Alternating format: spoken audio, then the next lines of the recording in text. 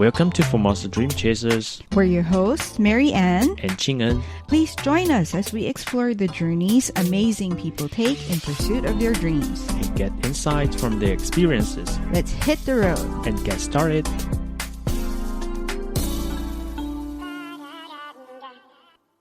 Hello and welcome to Formosa Dream Chasers. I'm so glad you're tuning in today because we've got an awesome guest. Irfan Muhammad, who is the author of Bandung Pop Darlings.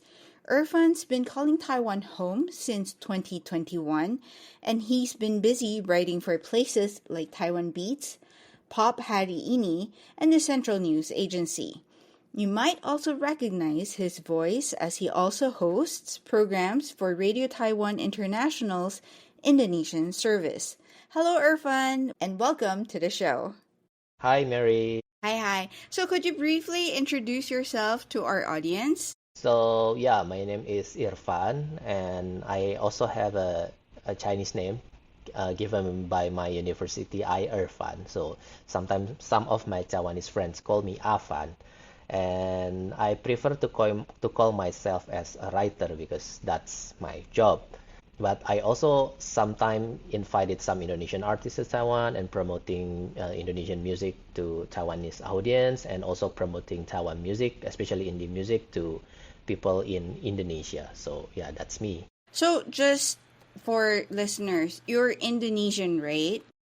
Yes, I'm from Indonesia. Okay, so let's, go back in time. While you were still in Indonesia, what did you know about Taiwan then? I think for many Indonesians, we are not really familiar with Taiwan, to be honest. I mean, we know Taiwan, yes. But what happened in Taiwan, and then what's different Taiwan with sorry to say China. Many people in Indonesia are not really familiar with that because Taiwan is not really immersed in our daily news, something like that. So before I moved to Taiwan, I'm not really know anything. I have no idea about Taiwan, especially pop culture, that field that I concerned. So I think I only know Meteor Garden. Yes. The series in 2000-ish.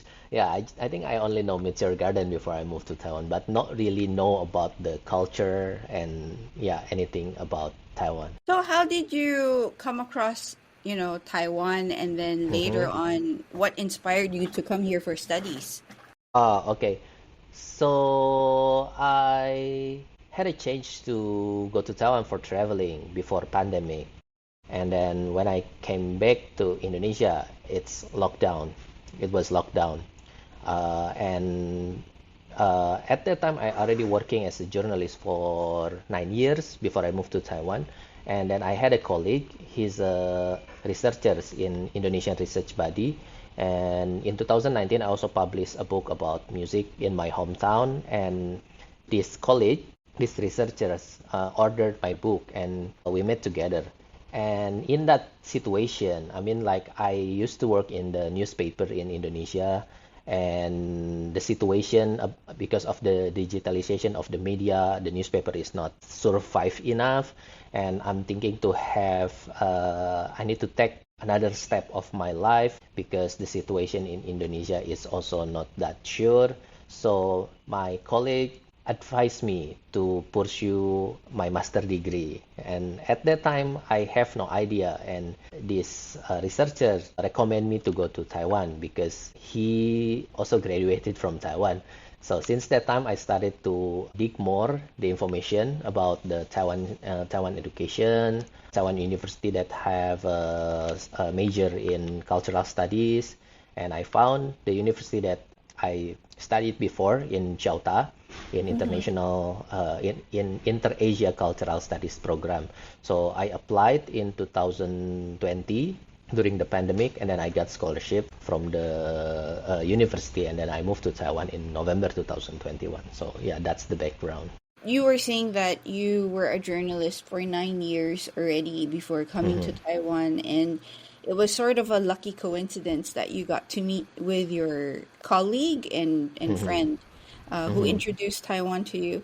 So When the friend told you to come to Taiwan for studies, you were open to the idea. And how did your perception of Taiwan change from before you arrived here to after coming here to study? So I always like politics because I also graduate my bachelor degree is in political science.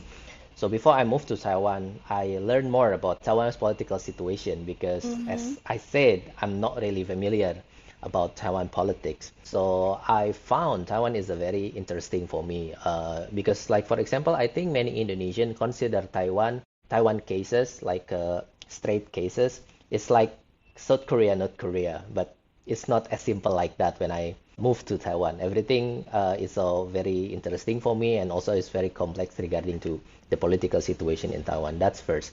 And then the second thing that I considered about Taiwan, it's like a hub of Southeast Asia and East Asia. And when I involve a lot in the cultural activities in Taiwan, especially music, I just realized it's like a really hub that a great hub for East Asia and Southeast Asia because like in Taiwan, I'm not only had an activities with Taiwanese musician or Taiwanese artists, but also from Japan and from South Korea and then from Hong Kong and then from Southeast Asia. I also built my network with some artists and musicians from Thailand, from Philippines. So I think it's a very great country that can coordinate some people from East and Southeast Asia. So yeah, that's my point of view right now about Taiwan. Could you share a little bit about what it was like for you adjusting to, the culture and the language when you first came here? Yeah, I think until right now, even though I already live in Taiwan for 4 years and then would be enter my fifth years next year, Yeah. I still cannot speak Mandarin at all. Really? Yeah, I think at all because I can buy tea, but it's only like cheka, cheka, cheka, cheka. That's it. Help me. Yeah.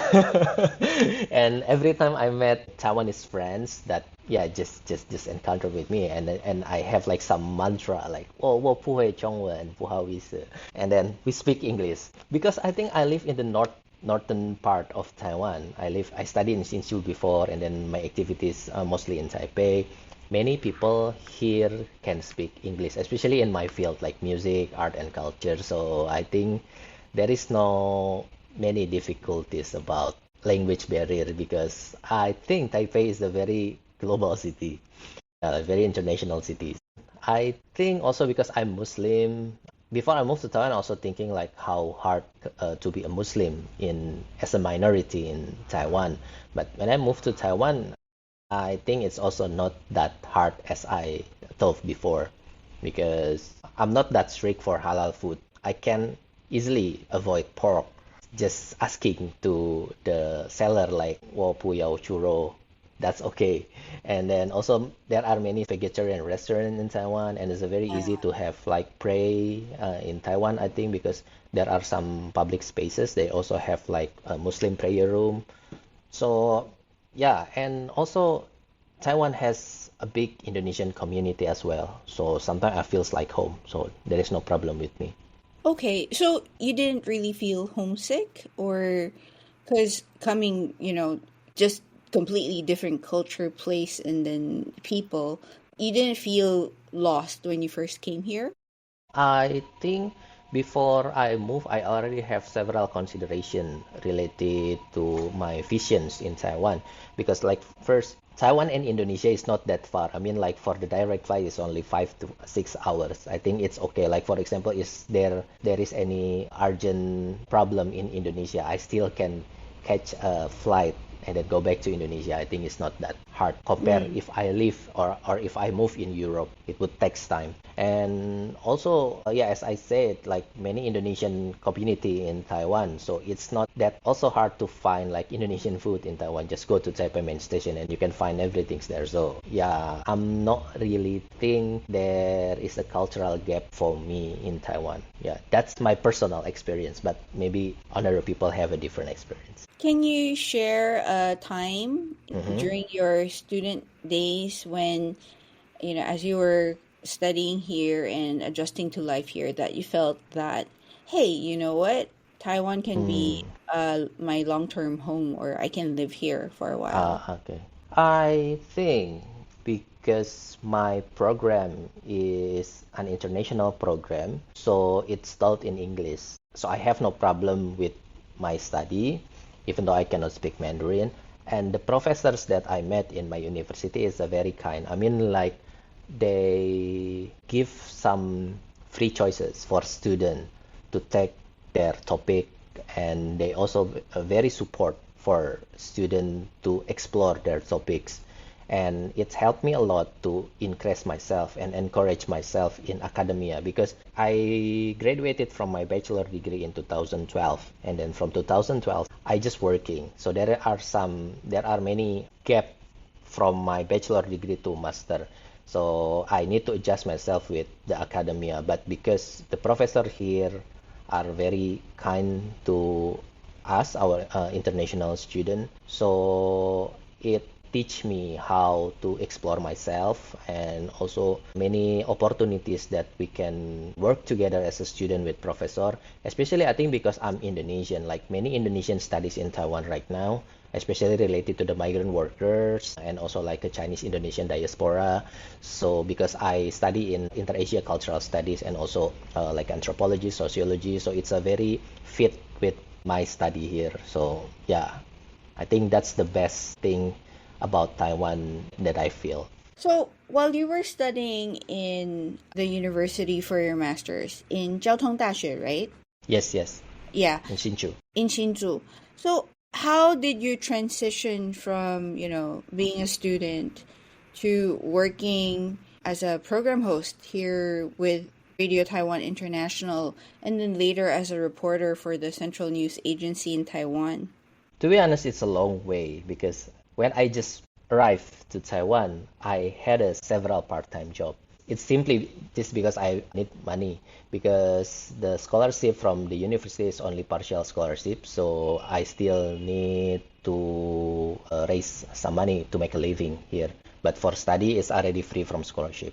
So before I working as a host in RTI, I used to work in the snacks factory in Taoyuan, yeah, for 2 weeks. And then I moved to a Malaysian restaurant, and then I moved to Indian restaurant. Also had an experience to working in the fine dining Italian restaurant in Chupei. But still, I looking for some opportunity in my field, which is journalism. And then I met Farini Anwar, our coordinator in RTI Indonesia. And then I emailed her, and 2023, she offering me to join RTI for 2 programs, because I cannot speak Mandarin, so I cannot translate article. So I only have like a program related to the music and the migrant workers right now. I see. And then, could you describe your work with the Central News Agency as well? Yeah. I think that's also, I feel blessed, because I feel lucky to move to Taiwan, because, like, for example, Central News Agency, they consider like the government need to have like Indonesian service for the Indonesian audiences in Taiwan, because like many Indonesian migrant workers, around 300,000 people live in Taiwan.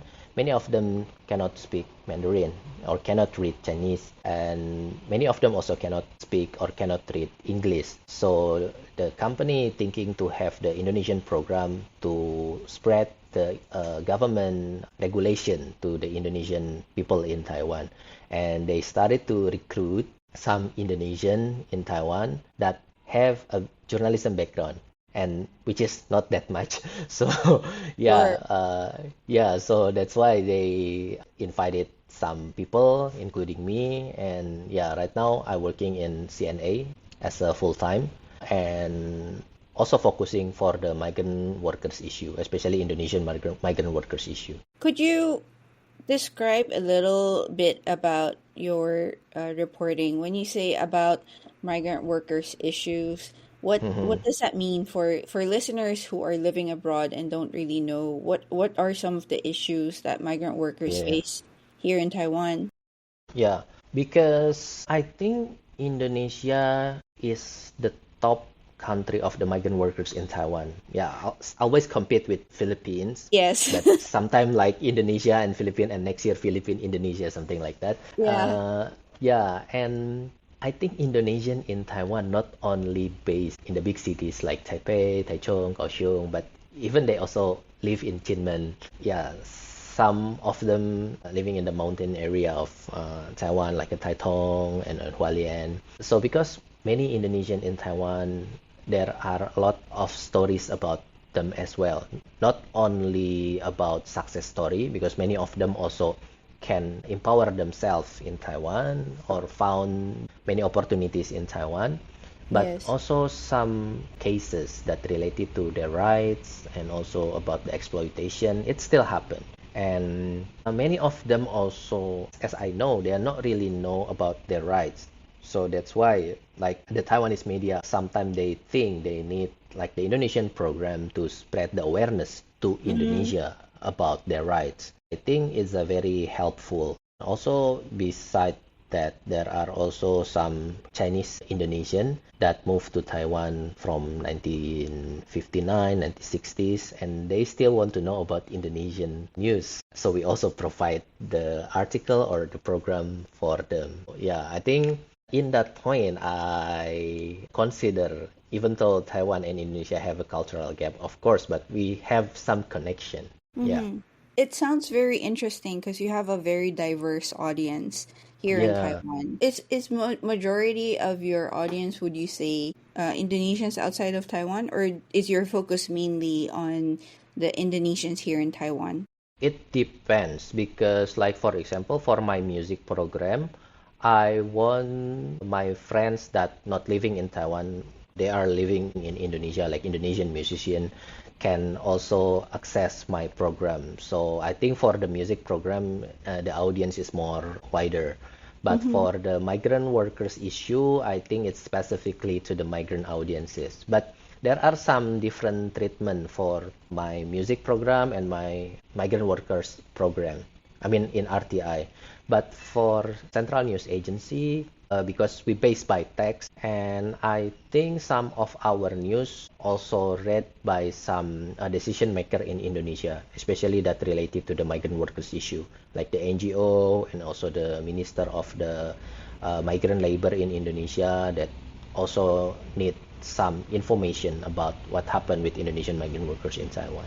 So I think it's a very potential, yeah. Yeah, it sounds like you're able to help a huge section of people, both in and outside of Taiwan, and I think that's wonderful. So, shifting the topic a little bit, you Yeah. were sharing about how, it took you a while before you got to this job of being a reporter, a writer, and also a program host. So, what were the challenges that you faced in your journey to this career path you have? I don't know. I just let it flow. But yeah, like the Okay. challenges that I found, I think it's quite smooth for me. Really? So Okay. yeah, so I feel blessed. I met like many kind people in Taiwan, not only Taiwanese friends, but also some Indonesian friends. So that's why I thank a lot to some of my Indonesian colleagues in RTI as well. Even though I cannot speak Mandarin, they still hire me. It's like a bless. And then when I working together with some of my Taiwanese friend, they know I cannot speak Mandarin, but they sacrifice themselves to speak English with me to have a meeting together, like to invite Indonesian artists to Taiwan. I know many of them not really speaking English for their everyday life, but because I'm joined their team, so we need to speak English. So yeah, I think I have some privilege, and it's also make me spoiled to not learning Mandarin so serious. Oh, okay. Okay. That's where we'll wrap up the first part of our conversation with Irfan. Join us again next week for part two of our chat.